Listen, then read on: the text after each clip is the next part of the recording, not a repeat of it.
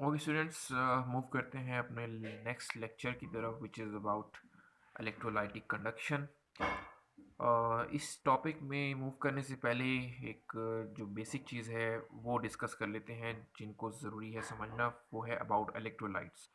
इसका पहले भी शायद इसके बारे में डिस्कशन हुई है कि हर वो सब्सटेंस जो कि इलेक्ट्रिसिटी को कंडक्ट करते हैं वो इलेक्ट्रोलाइट्स कहलाते हैं।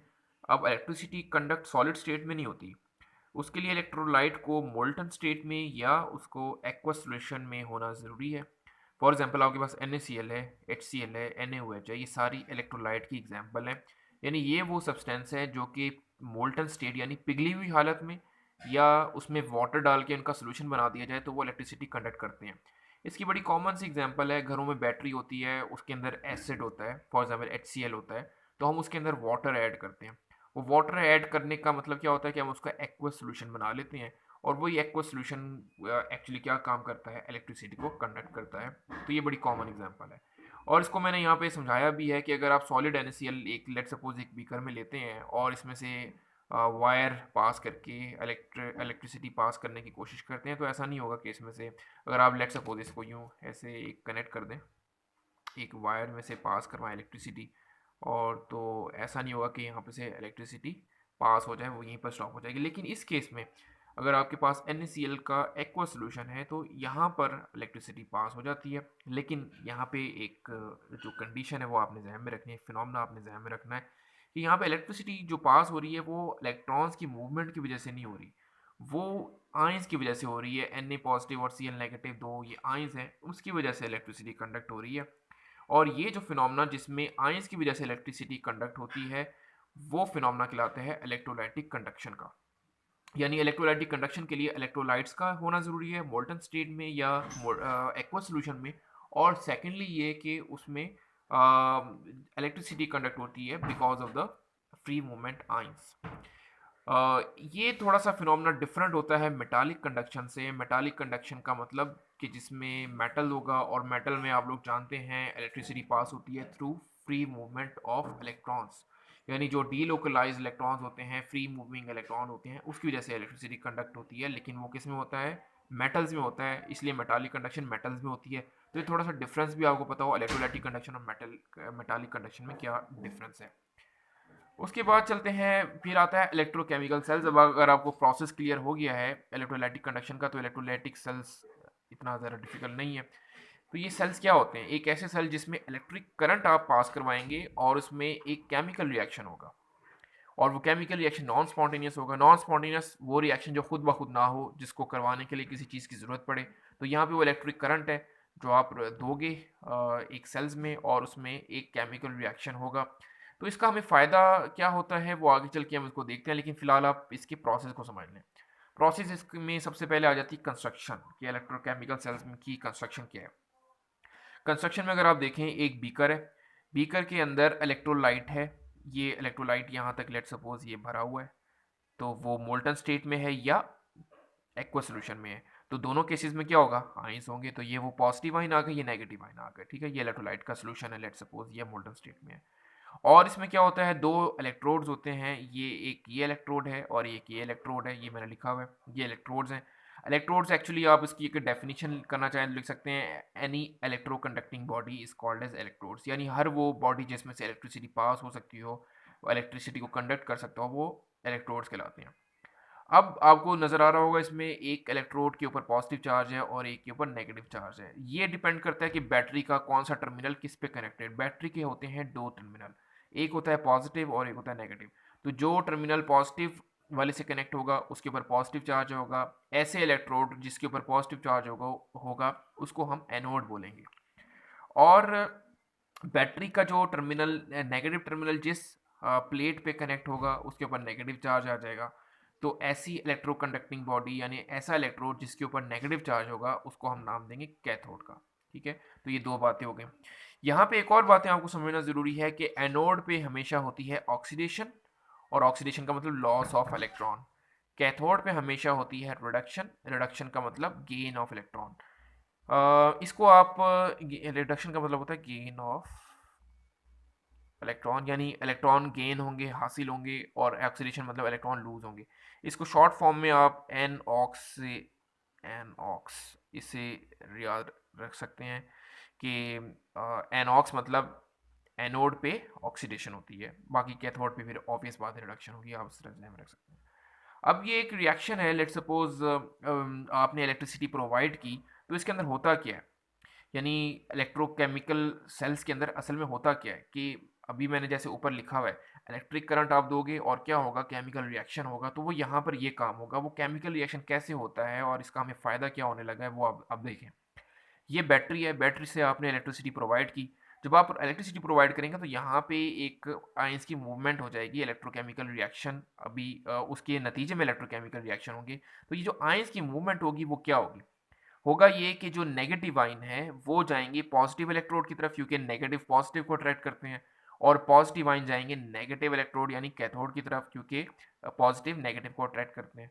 तो फिर ऑपोजिट चार्जेस एक दूसरे को अट्रैक्ट करते हैं, तो ऑपोजिट चार्जेस आपस की तरफ एक दूसरे की तरफ मूव करेंगे। तो होगा ये, अब यहाँ पे समझ लें Na पॉजिटिव है, नेगेटिव मतलब Cl नेगेटिव है, तो पॉजिटिव वाला जो आयन है वो जा रहा है नेगेटिव कैथोड की तरफ, और नेगेटिव वाला आयन जा रहा है एनोड की तरफ। तो सबसे पहले कोशिश करते हैं कि एनोड वाले रिएक्शन लिखते हैं। तो एनोड पे देखें क्या हो रहा है, Cl नेगेटिव, क्योंकि NaCl में Cl नेगेटिव था, तो Cl नेगेटिव एनोड पे किया तो ये रिएक्शन होगा। 2Cl नेगेटिव क्लोरीन गैस में कन्वर्ट होंगे और 2 इलेक्ट्रॉन को लूज करेंगे। क्लियर? ये 2 इलेक्ट्रॉन जो लूज हो रहे हैं क्यों हो रहे हैं, बिकॉज एनोड पे क्या होती है, ऑक्सीडेशन। तो क्लोरीन जो है वो आयन से न्यूट्रल यानी स्टेबल हो गया, मॉलिक्यूल में कन्वर्ट हो गया, क्लोरीन गैस बन गई, तो एनोड पे आपको क्लोरीन गैस बनती हुई दिखाई देगी। रिएक्शन जो आपको कैथोड पे मिलेगा वो क्या होगा, क्योंकि जितने इलेक्ट्रॉन यहाँ से लूज होंगे उतने ही सोडियम आयन उसको गेन करेगा, तो 2 सोडियम आयन 2 इलेक्ट्रॉन गेन करके और 2 सोडियम बना देंगे सॉलिड स्टेट में। तो ये आपको अब फ़ायदा क्या हुआ इलेक्ट्रिसिटी देकर, आपको केमिकल रिएक्शन का फ़ायदा क्या हुआ कि देखें सोडियम जो है वो बड़ी एक मेटल है जो कि काफ़ी एक्सपेंसिव है। तो हम NaCl में से सोडियम को, मेटल को एक्सट्रैक्ट इसी मेथड से करते हैं।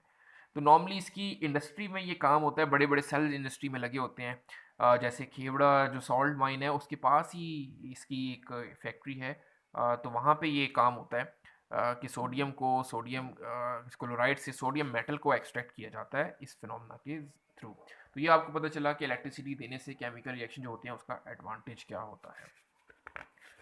आगे चलते हैं, नेक्स्ट जो हमारा टॉपिक है वो एक्सप्लेनेशन है इलेक्ट्रोलाइसिस की। तो इसमें दो कंडीशन है, दो केसेस हैं। पहला केस तो ये है अगर आपके पास फ्यूज्ड सॉल्ट है, फ्यूज सॉल्ट मतलब पिघले हुए सॉल्ट्स हैं, तो उसमें तो आपको बड़ा आसान है प्रोडक्ट को बताना कि नॉर्मली इसमें काम क्या होता है कि हमें रिएक्शन लिखने होते हैं, रिएक्शन याद करने होते हैं, तो फिर रिएक्शन को प्रिडिक्ट भी करना होता है, पहचानना होता है कि कौन सा रिएक्शन होगा और कैसे होगा।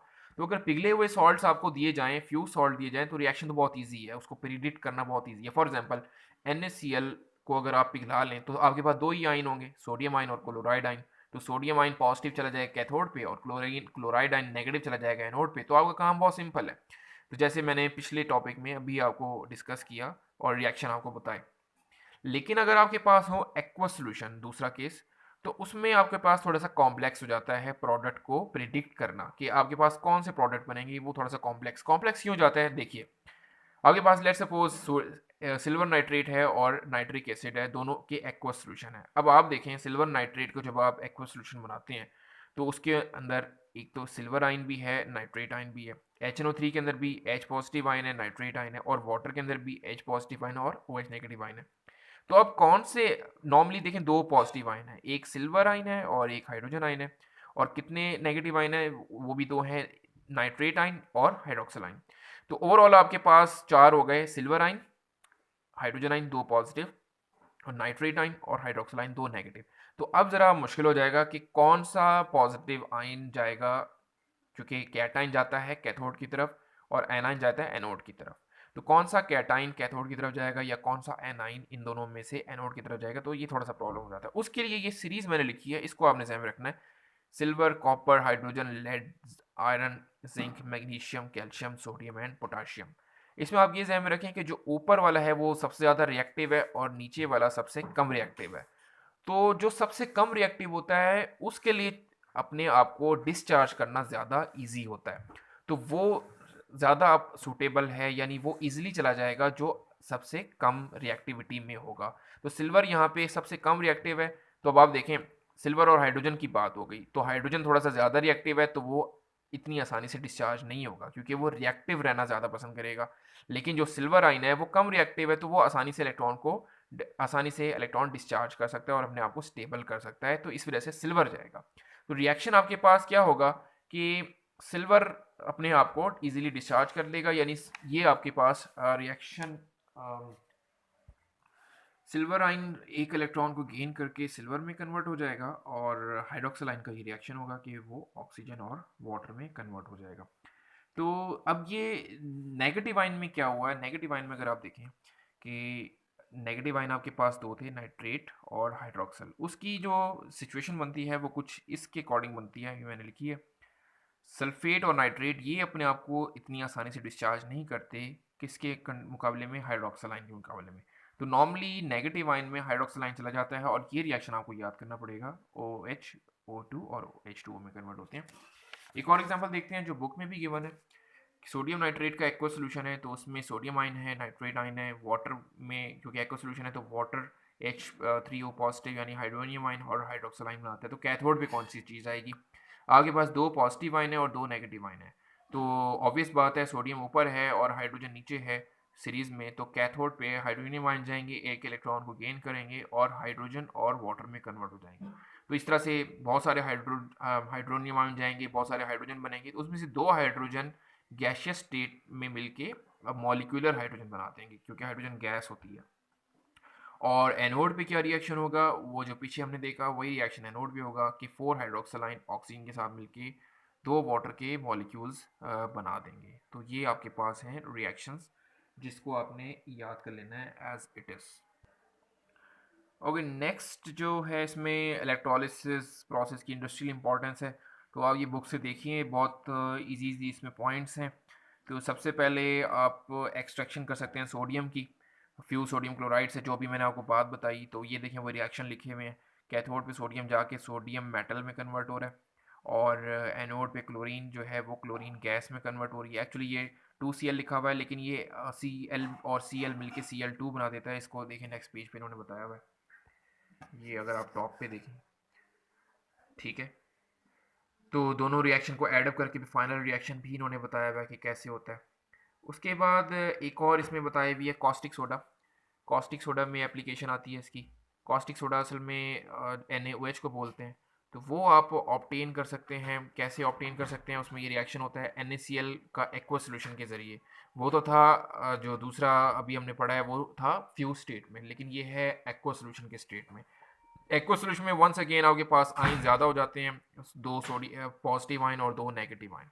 तो उस केस में देखें क्या होगा, आपके पास ये रिएक्शन बताया हुआ है, एनोड पे NaCl इसमें कन्वर्ट हो रहा है Na positive Cl negative, sorry NaCl solid convert हो रहा है Na पॉजिटिव Cl नेगेटिव में। ये एनोड के रिएक्शन बताए हुए हैं वंस अगेन जो हमने पढ़ के आए हैं, और एक कैथोड के, और ये ओवरऑल रिएक्शन बताया हुआ है। ओवरऑल रिएक्शन में देखिए फाइनली आपको फाइनल प्रोडक्ट क्या मिलेगा, क्लोरीन गैस, हाइड्रोजन गैस, और दो Na और दो OH ये मिलके NaOH बना देते हैं, जिसको हम कॉस्टिक सोडा का नाम दे रहे हैं, ठीक है। उसके अलावा मैग्नीशियम, कैल्शियम मेटल्स, इनको भी एक्सट्रैक्ट किया जाता है थ्रू इलेक्ट्रोलिसिस से, और मैग्नीशियम और कैल्शियम जो है वो कलेक्ट हो जाती है एट कैथोड, लेकिन जो क्लोरीन गैस है वो एनोड पे कलेक्ट हो जाती है। उसके बाद नेक्स्ट इसमें फोर्थ पॉइंट है कि एलुमिनियम को आप एक्सट्रैक्ट कर सकते हैं। Aluminium normally as it is form में आपको नहीं मिलता, मेटालिक फॉर्म में नहीं मिलता, तो होता ये है कि ये ओर्स की फॉर्म में मिलता है। बॉक्साइट एक और का नाम है, इसी तरह क्रायोलाइट भी।